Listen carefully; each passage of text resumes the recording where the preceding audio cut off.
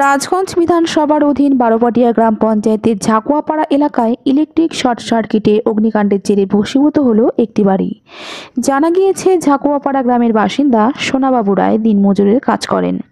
বাবা, মা, স্ত্রী সহ এক ছেলে ও এক মেয়ে রয়েছে বাড়িতে। সোমবার সকাল 9টা নাগাদ তার বাড়িতে অগ্নিকাণ্ডের ঘটনা ঘটে। সেই সময় বাড়িতে কেউ ছিলেন না। স্থানীয় মানুষ আগুন নেভানোর জন্য এগিয়ে আসেন। পরবর্তীতে খবর পেয়ে দমকলের একটি ইঞ্জিন ঘটনাস্থলে আসে। যদিও দমকল আসার আগেই স্থানীয়রা আগুন নিভিয়ে ফেলে।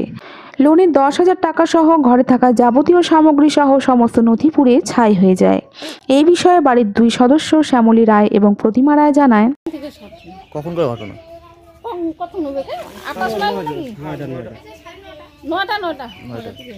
কি কি নষ্ট হয়ে গেছে?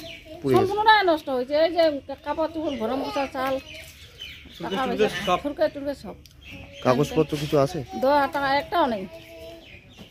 টাকা পয়সাও পুড়ে গেছে? টাকা পয়সা সব পুড়ে গেছে। টাকা পয়সা কিচ্ছু নেই। এখন পর্যন্ত কেউ আসছিল? প্রশাসনিক কেউ? পরে তো আসছে, কি আসবো আমরা তো জানি না, আমরা তো কান্না করছি। সরকারি কোনো সহযোগিতার কথা বলছে? হ্যাঁ বলছি।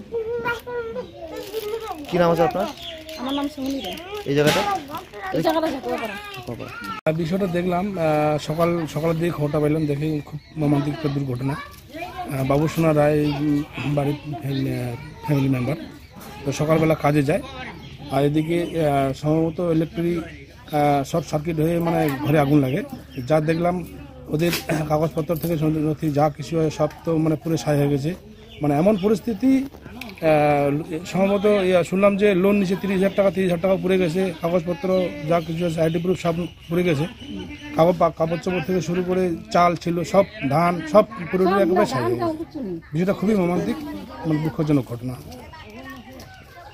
সরকারিভাবে কোনো সহযোগিতার কথা? হ্যাঁ, সরকারিভাবে আমি এইমাত্র জানাইলাম।